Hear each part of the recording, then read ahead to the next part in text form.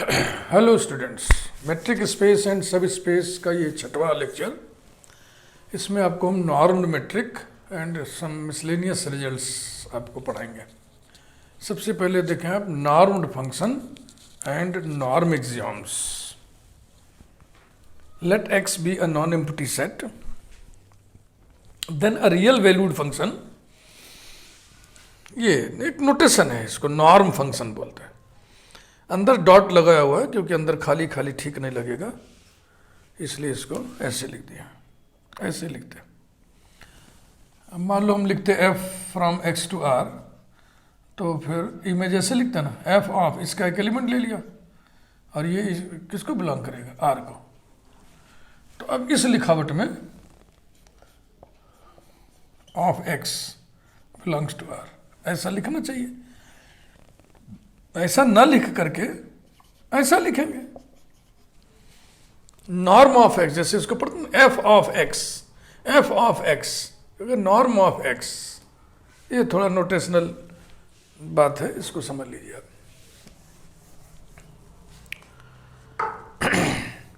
This function is said to be a norm function in X या on X if the following axioms called norm axioms are satisfied.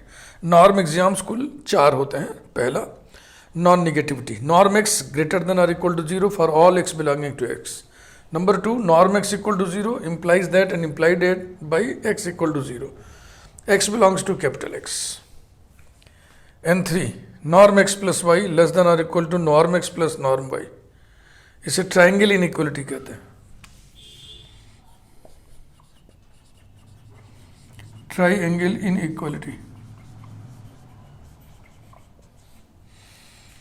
और N4, norm a x equal to mod a into norm x for all x belonging to x, a being scalar. अब यहाँ scalar से मतलब है इसका element ना हो, इसके बाहर का कहीं का एलिमेंट हो।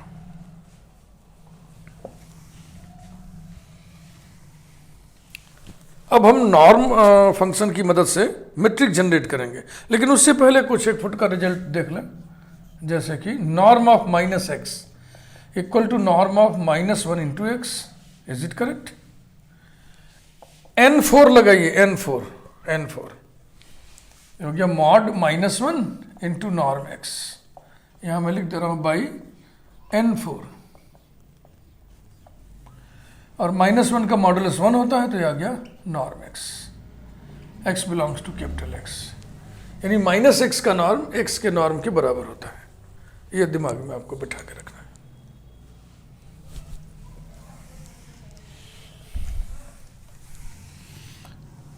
अब हेडिंग डालिए नॉर्म्ड मेट्रिक। नॉर्म्ड मेट्रिक, इसको हम एग्जाम्पल के रूप में बता दे रहे हैं। हम लोग कितने एग्जाम्पल्स पढ़ लिए थे अभी तक? शायद 12, तो नंबर छोड़ो, जाने दो, ऐसे ही कर लेते हैं। नॉर्म्ड मेट्रिक, मुझे ठीक से याद नहीं। Normed metric, let capital X be a non-empty set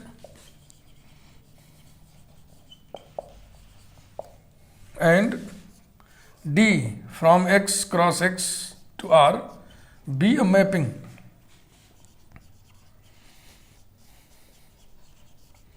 such that D of xy equal to norm x minus y for all x y belonging to capital X.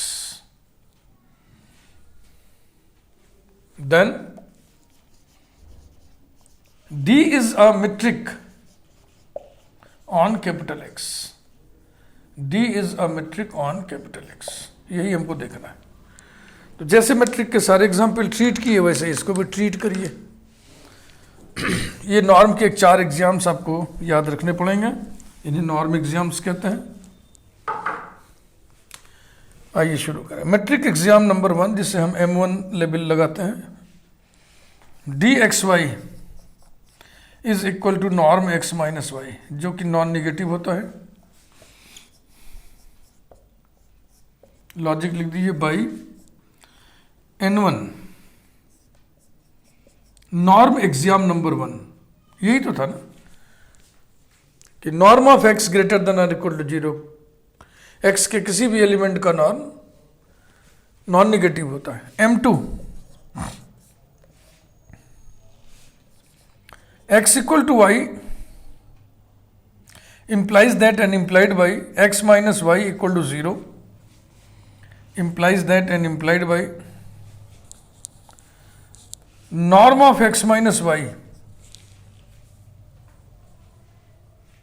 equal to norm of 0, और 0 का norm कितना होगा? 0 का norm होगा 0, implies that and implied by what is this? This is dxy. dxy equals to 0. x and y belong to capital X. तो ये हो गया दूसरा एग्जाम।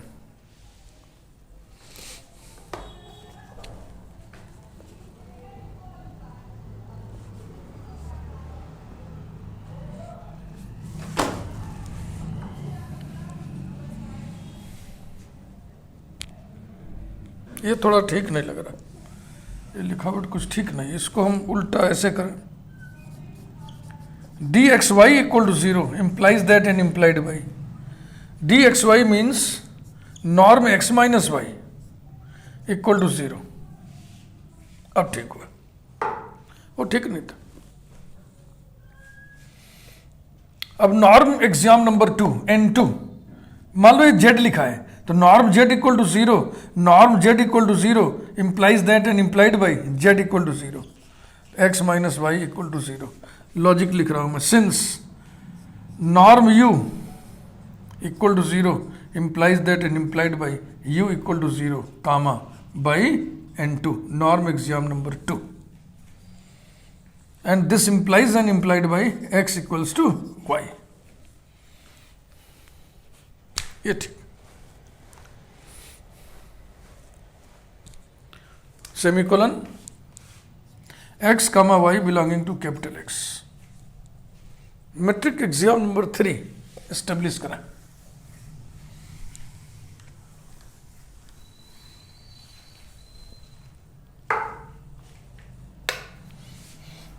M3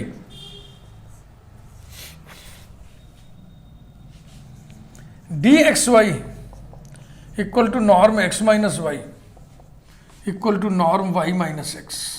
लॉजिक जो रिजल्ट अलग से लिखे थे हम, since norm minus u equal to norm u, and by definition this is dy(x) for all xy belonging to capital X। M4 triangle inequality, triangle inequality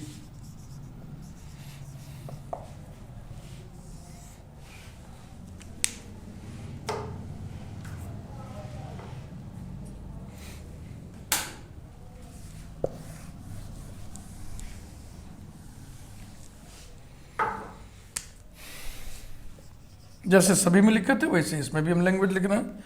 late x comma Y comma z be any 3 elements of capital X, then dxy is equal to norm x minus y, dyz is equal to norm y minus z, dxz equal to norm x minus z. Now dxy plus dyz is equal to norm x minus y plus norm y minus z, greater than or equal to norm x minus y plus y minus z। Logic लिख रहा हूं मैं, since norm of u plus v less than और equal to norm u plus norm v, इसी को उलट के लिख दीजिए, that is norm u plus norm v greater than और equal to norm u plus v by n1 n2 n3, norm axiom number 3। ये रहा, तो समझिए आप, norm u plus norm v greater than और equal to norm u plus v, y से y cancel हो गया, ये हो गया norm x minus Z which is dxz that is dxy plus dyz greater than or equal to dxz। हो गया। Matric के चारों एग्जाम्स सेटिस्फाइड हैं, इसलिए जो मैपिंग डी है नॉर्म फंक्शन के रूप में डिफाइंड है वो भी मैट्रिक हुआ। Finally we conclude that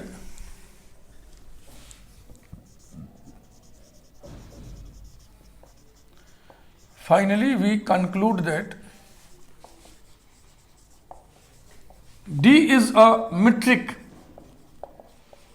on capital X, and so X comma D is a metric space. This metric space is called normed metric space। Normed metric space, इससे आपकी मुलाकात नहीं होगी। Discrete metric space, usual metric space से आपकी मुलाकातें होती रहेंगी, लेकिन इससे नहीं होगी। बस ये स्पेशल आइटम समझिए इसको। हो गया, इसे ही खत्म। इसके बाद फिर हम लोग पढ़ेंगे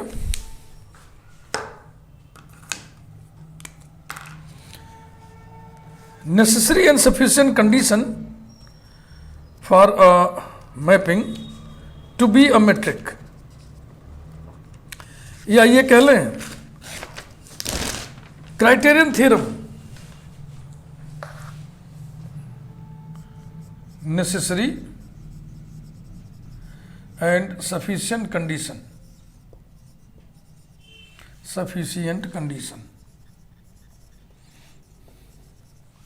for metric.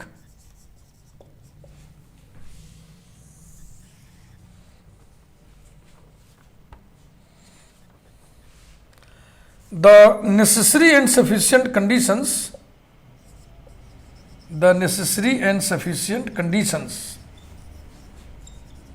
for D from X cross X to R to be a metric on capital X are that number 1, dxy equal to 0 implies that and implied by x equal to y semicolon x comma y belonging to capital X. Second, dxy less than or equal to dxz plus dyz for all x comma y comma z belonging to capital X.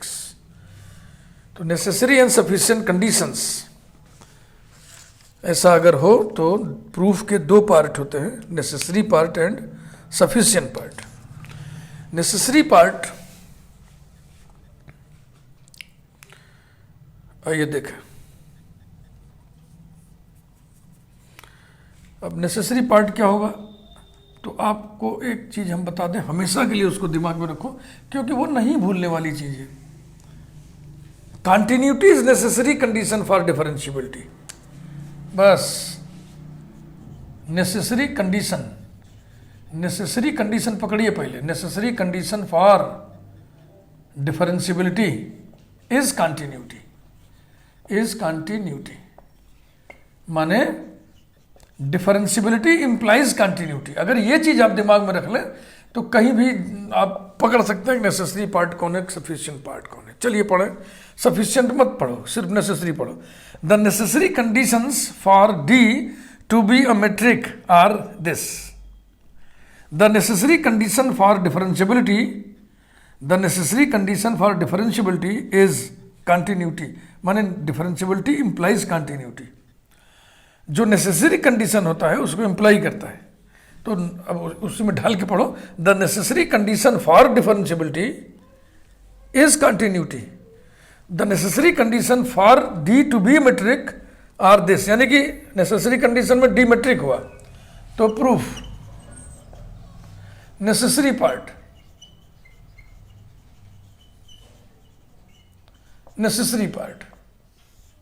Late d be a metric, prove that these two results.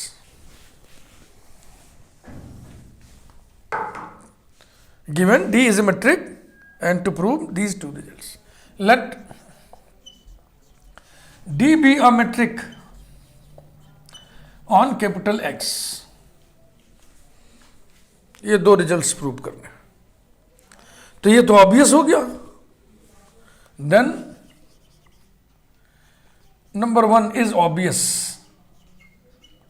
ये तो obvious हो गया ना. किस exam से? M2 से ना. Bracket में लिख दिया by M2, matric axiom number 2. अब हमें यह सिद्ध करना है. Also by triangle inequality, by triangle inequality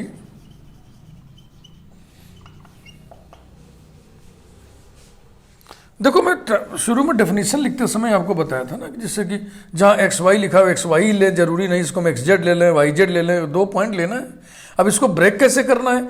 x और वाई के बीच में तीसरा पॉइंट डाल दो. एक्स और वाई है, जेड नहीं है, जेड डाल दो, तो ये वेक्टर सम की तरह टूटेगा ना. D x Z plus D Z Y.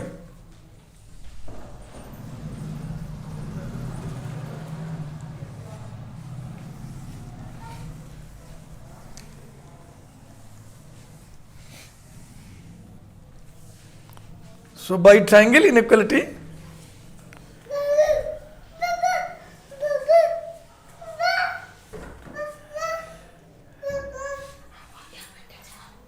मैंने लिखा था also, फिर से लिख दे रहा हूं मैं.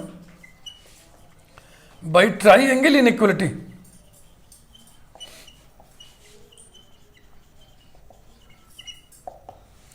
dxy लेस देन और इक्वल टू, बीच में जेड डाल दो, ब्रेक हो जाएगा. D x Z plus D Z y for all x Y Z belonging to capital X. अब हमें ये रिजल्ट चाहिए, हमारे पास ये है, तुलना कर लो. इसी को चेंज करना है ना, तो बाई सिमेट्रिक प्रॉपर्टी इसको चेंज कर लो. That is D x Y less than और equal to D x Z plus D Y Z for all x, y, z belonging to capital X. यहाँ लिख दिया since dxy dyz equals to dzy.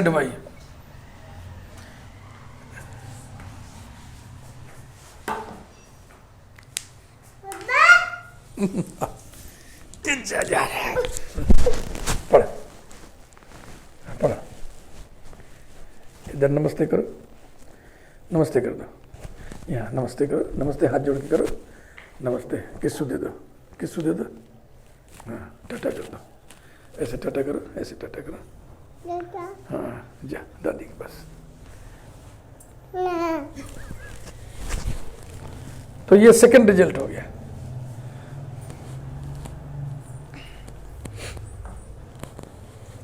अब इस part का जो converse part होगा वो सफिशिएंट पार्ट होगा.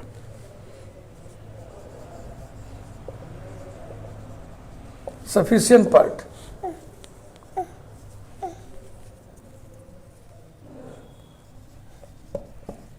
Sufficient part. अब ये दो कंडीशंस दी हुई हैं, सिद्ध करना है कि डी मैट्रिक है. तो लिखिए let the following results, let the following results be given. और ये दो लिखा हुआ, फिर मैं क्यों लिखूं? और इसको नंबर 1 नंबर 2 ऐसे न करके नंबरिंग ऐसे कर दिए 1 and 2 ऐसा.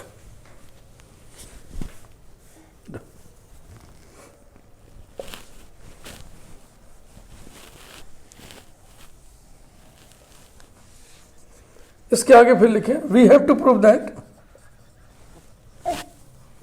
we have to prove that D is a metric. D is a metric on capital X. इसके लिए मेट्रिक के 4 एग्जाम्स एस्टेब्लिश करने होंगे. तो एक एग्जाम तो दिया ही हुआ है, एक एग्जाम तो दिया ही हुआ है ना. D x Y equal to 0, implies that implied by x equal to y.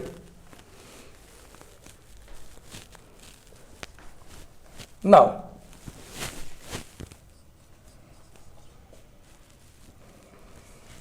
चलिए इसको उठाते हैं पहले. From 2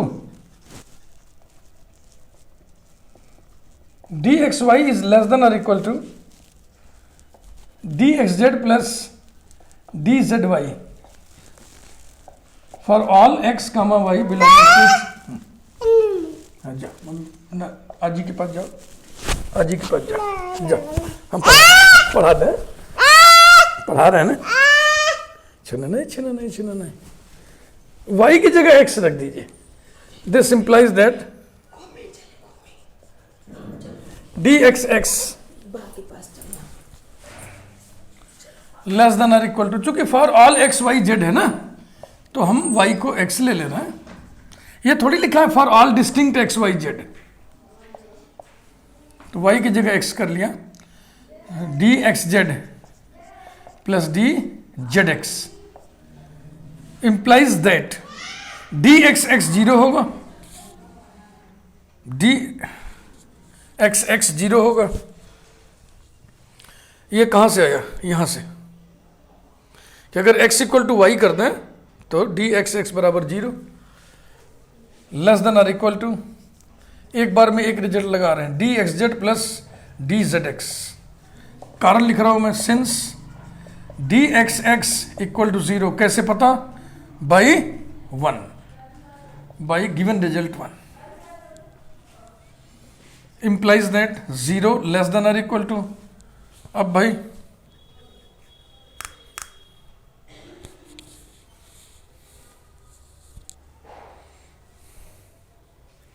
अब नहीं हो पा रहा है ना, यानी कि हम लोग रास्ता दूसरा अख्तियार कर लिए.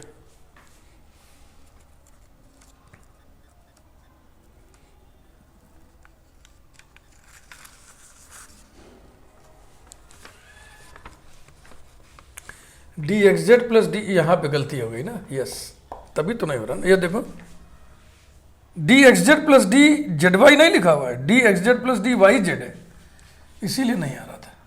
तो यहाँ पर y करिए, z करिए, और y की जगह आपने x किया हुआ है तो ये हो जाएगा एक्स जेड, और D x Z plus D x Z मिल के कितना हो गया? 2 इंटू डी एक्स जेड, 2 से डिवाइड कर दिया तो ये हो गया d x Z.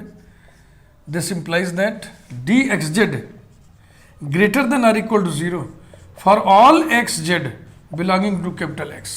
Therefore we can say that d x Y greater than or equal to 0 for all x comma y belonging to capital X. This is M1. यहाँ पे लिख दीजिए, दिस इज M1. जाने दीजिए M1 M2 क्या लिखे. इस result को ये मैं से बॉक्स में बंद करके हाइलाइटर लगा दे रहे हैं. तो मैट्रिक का पहला एग्जाम हम लोग स्टेब्लिश कर ले गए. ये 2 रिजल्ट दिए हुए हैं. अब इसके बाद फिर फ्रॉम 2 वही रिजल्ट फिर लिखिए एक बार. D x Y less than or equal to D x Z plus D Y Z for all X comma Y comma Z belonging to capital X. Putting Z equal to X, putting Z equal to X, we get D x Y less than or equal to D x X plus D Y X, और D x X को हम 0 लिख सकते हैं, equals to 0 plus D Y x. कारण लिख दीजिए, d x x equal to 0. कैसे भाई? By the given result 1. This implies that dxy less than or equal to dyx for all x comma y belonging to capital X.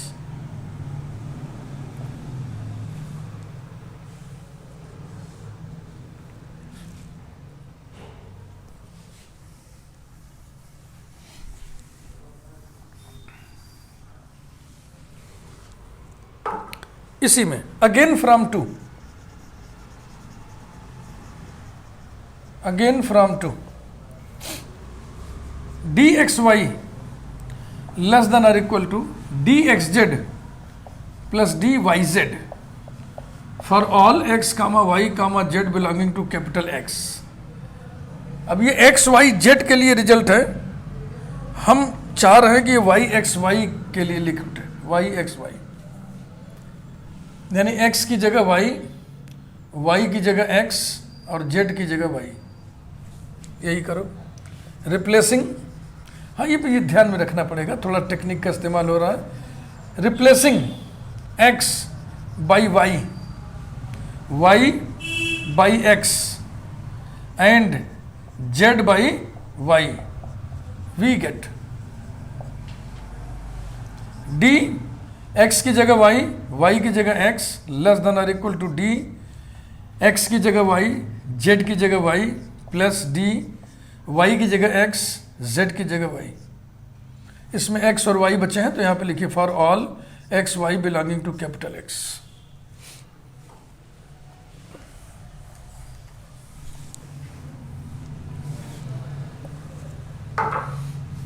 Equals to 0 plus D x Y. अब 0 कैसे लिख दिया, अब लिखिए since D Y Y equal to 0 by given result 1, so you get D of Y X less than और equal to D of X Y for all x Y belonging to capital X. इसके just पहले आप क्या निकाले थे, D x Y less than और equal to this, अभी है दिस इज लेस देन और equal to this, thus we have, वो दोनों एक साथ लिखिए, D x Y less than और equal to D Y X and D Y X less than और equal to D x Y for all X comma Y belonging to capital X implies that D x Y equal to D Y X for all x Y belonging to capital X. ये रहा, एक ये आ गया और एक result तो देखो दिया ही हुआ है, कौन सा नंबर वन वाला, नंबर 1 वाला है ना, तो वो कौन सा है, वो M2 है। M1 हो गया, ये M3 है और M2 दिया हुआ है। given that x equal to y implies that and implied by dxy equal to 0 where x and y belong to capital X, ये दिया हुआ है। तो अब कितने एग्जाम हो गए कुल, 3, M1 हो गया, M3 हो गया, M2 हो गया, अब M4 ट्राइंगल इनइक्वालिटी की बारी है।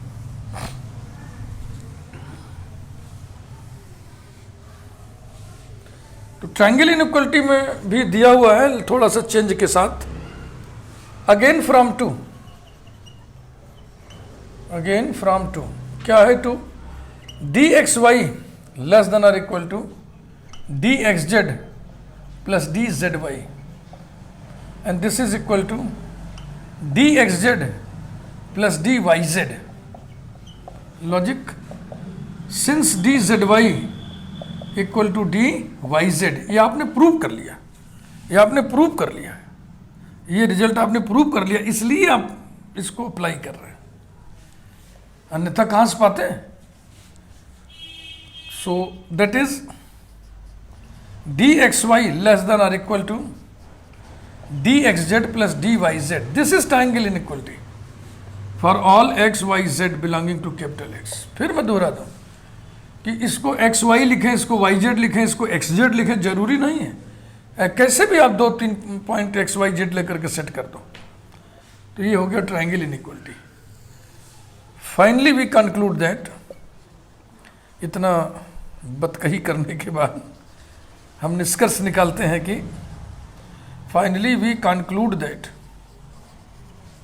D is a metric, D is a metric on X। ये हो गया सफिशिएंट पार्ट। इसके बाद एक 10 मिनट का मैटर और है, उसे भी हम बता दें, फिर इस वीडियो का समापन हो, चाहे साइज भले थोड़ी बड़ी हो जाए, एक वीडियो थोड़ा बड़ा ही सही। इसमें हम क्या करेंगे, स्यूडो मैट्रिक से मैट्रिक को जनरेट करेंगे, स्यूडो मैट्रिक से मैट्रिक को जनरेट करेंगे। तो हेडिंग डालिए, to generate a metric from a pseudometric, PSEUDO, pseudometric दिया हुआ है और हम मेट्रिक को जनरेट करेंगे।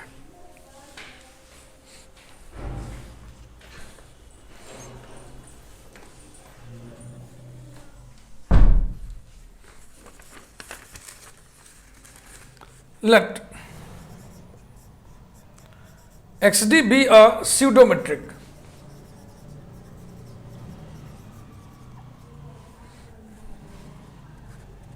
Let us define a relation. Equivalence relation की मदद से देखो हम जनरेट करेंगे, एक इक्विवेलेंस रिलेशन बनाएंगे, उससे हम इक्विवेलेंस क्लासेस बनाएंगे और फिर उसकी मदद से हम मैट्रिक जनरेट करेंगे। Late us define relation, late us define a relation, उसको हम टिल्ड से डिनोट कर दे रहे हैं, टिल्ड, TILDE, टिल्ड बोलते हैं उसको। On x as x is related to y implies that and implied by dxy equals to 0 for all x comma y belonging to capital X। ध्यान रहे डी स्यूडोमेट्रिक है, D pseudometric है, स्यूडोमेट्रिक के सारे exam वो सेटिस्फाई करेगा।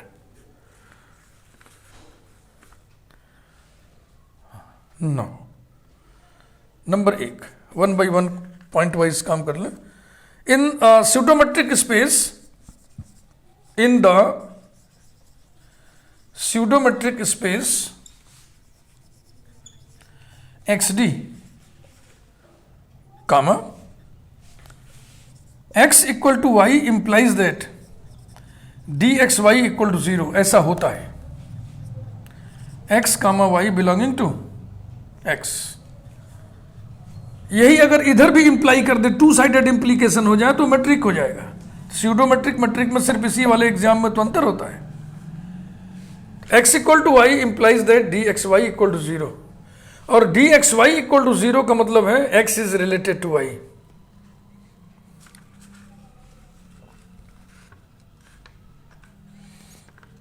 That is D x x equal to 0 for all x belonging to capital X। भाई x equal to y कर दो, y इक्वल टू एक्स कर दो, y की जगह x कर दो, तो डी एक्स वाई यानी डी एक्स एक्स 0 हो जाएगा, यही मैंने लिखा। और अब यहां से पकड़ा, this implies that x is related to x for all x belonging to x, therefore the relation tilde is reflexive relation. तो रिलेशन का रिफ्लेक्सिव होना हमने दिखा दिया। इसी तरह से सिमेट्रिक होना दिखाइए, ट्रांजिटिव होना दिखाइए, तब जाके इक्विवेलेंस रिलेशन बनेगा। फिर उस इक्विवेलेंस रिलेशन की मदद से हमें इक्विवेलेंस क्लासेस मिलेंगे। Number 2, x is related to y implies that dxy equal to 0 implies that dyx equal to 0। अब लॉजिक लिखिए कैसे भाई, since dxy equal to dyx in a pseudometric space, in a pseudometric space, और dyx equal to 0 का मतलब यहां पे क्या होगा, y is related to x, x is related to y implies that y is related to x, it means that the relation tilde is symmetric, is symmetric. ऐसे ही transitive दिखा लीजिए।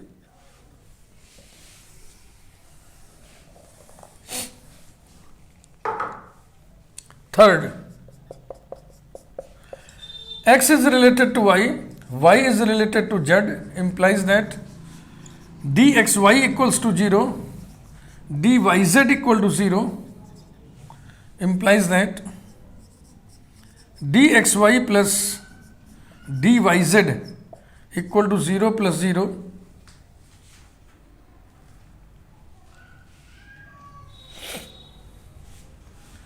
अगर dxy 0 है dyz 0 है तो dxy प्लस dyz भी 0 हुआ और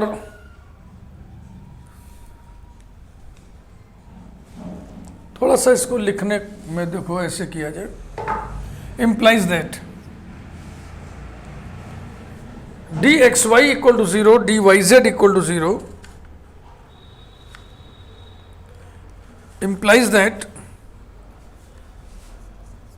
0 equal to dxy plus dyz। पहले तो ये समझ लीजिए आप, ठीक है कि नहीं।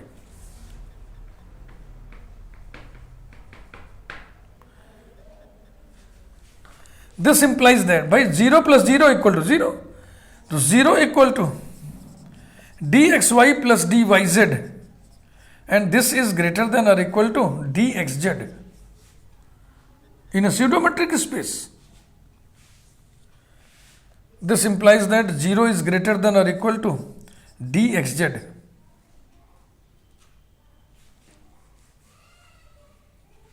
यानी कि that is करके लिख दे रहा हूं, that is dxz less than or equal to 0.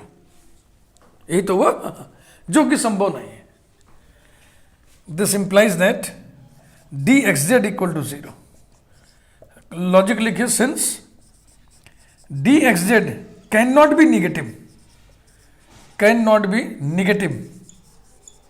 in a pseudometric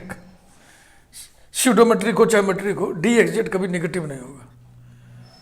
और dxz इक्वल टू 0 का मतलब जो चल रहा है, this implies that x is related to z.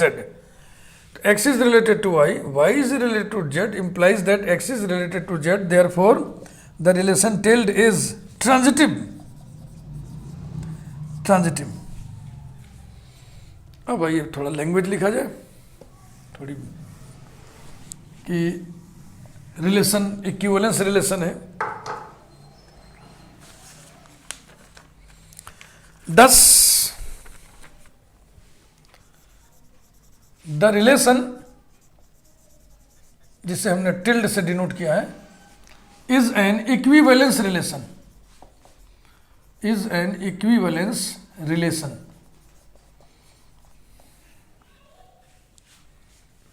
In x. And so equivalence relation का हम नेचुरल प्रॉपर्टी लिखने जा रहे हैं कि जिस सेट पर इक्विवेलेंस रिलेशन डिफाइंड होता है उस सेट को म्यूचुअली डिसजॉइंट इक्विवेलेंस क्लासेस में वो डिकम्पोज कर देता है, पार्टीशन कर देता है. And so it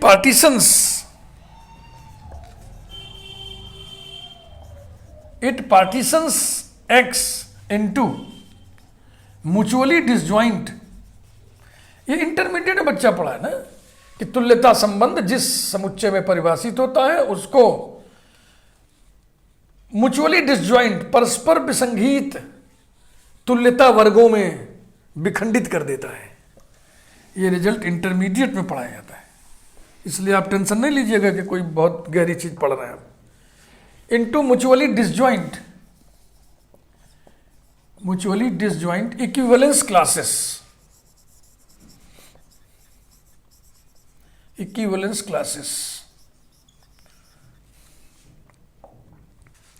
Let capital X star be the set of all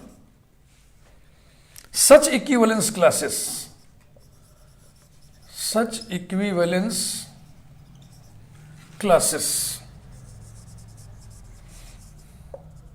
Let us define a mapping. यात्रा कहाँ से शुरू किए थे आप? स्यूडोमेट्रिक से. स्यूडोमेट्रिक में आपने एक रिलेशन डिफाइन किया, ऐसा रिलेशन जो इक्विवेलेंस रिलेशन था. फिर उस इक्विवेलेंस रिलेशन ने क्या किया, एक्स को म्यूचुअली डिसजॉइंट इक्विवेलेंस क्लासेस से ब्रेक कर दिया. फिर हम उन सभी इक्विवेलेंस क्लासेस का सेट बना लिए. अब एक मैपिंग डिफाइन करने जा रहे हैं. Let us define a mapping d star. Let us define a mapping d star from x star cross x star to R such that d star of equivalence class x equivalence class y is equal to D x Y. और ये d कौन है? वही pseudometric है। For all equivalence classes equivalence class x equivalence class Y belonging to capital x star. बस अब हम सिद्ध कर देंगे डी स्टार एक मैट्रिक है एक्स स्टार पे। इस प्रकार से स्यूडोमेट्रिक दिया हुआ था, उससे हम मैट्रिक जनरेट कर ले जाते हैं। M1 D star of equivalence class x equivalence class Y, जो कि डिफाइन किया गया है डी एक्स वाई से। डी स्यूडोमेट्रिक है तो D x Y greater than और equal to 0 for all X comma Y belonging to X, या कह लें for all equivalence class x equivalence class Y belonging to capital x star. और logic दे सकते हैं ना, इसके यहाँ पे एक लॉजिक दे सकते हैं। Since D is a pseudometric, D is a pseudometric, therefore D x Y non negative. नीचे ना लिख के मिटा के ऊपर लिखेंगे, इतना आप लोग देख लें ध्यान से।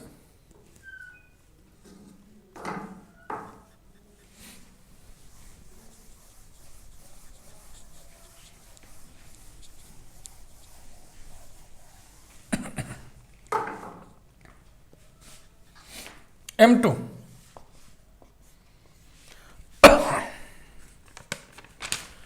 Equivalence class x equal to equivalence class y।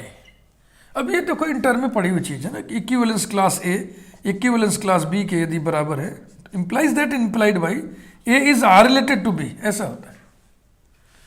So implies that and implied by x is tilde related to y और x related to y implies that and implied by dxy, यही तो था ना, dxy equal to 0, x is related to y means dxy equal to 0, dxy equal to 0 means x is related to y।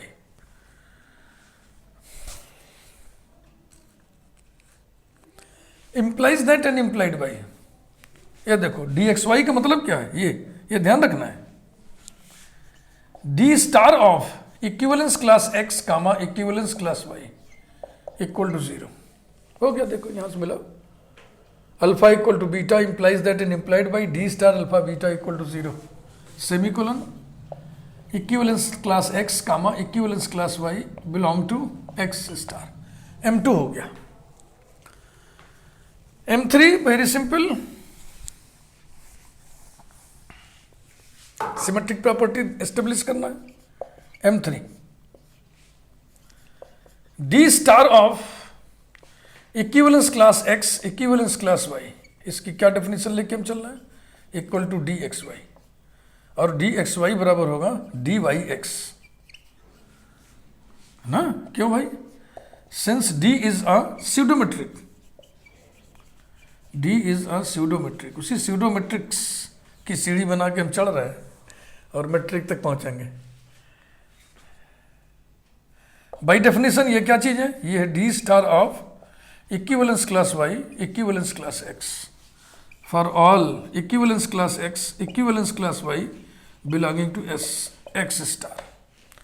M3 हो गया। M4 triangle inequality, triangle inequality,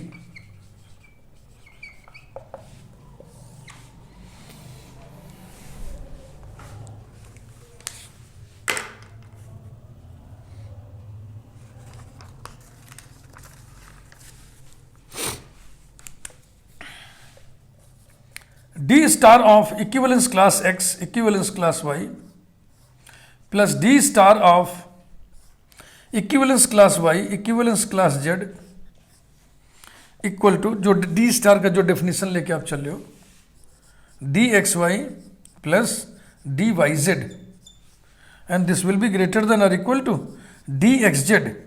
क्यों भाई क्यों?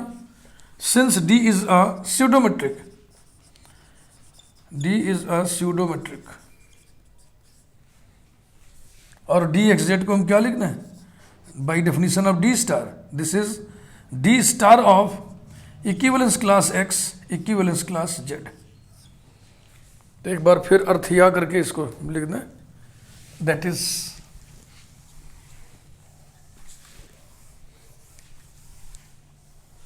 इसके नीचे, that is D star of equivalence class x equivalence class Y plus D star of equivalence class Y equivalence class Z greater than और equal to D star of equivalence class x equivalence class Z for all equivalence classes equivalence class x equivalence class Y equivalence class Z belonging to X star. Thus,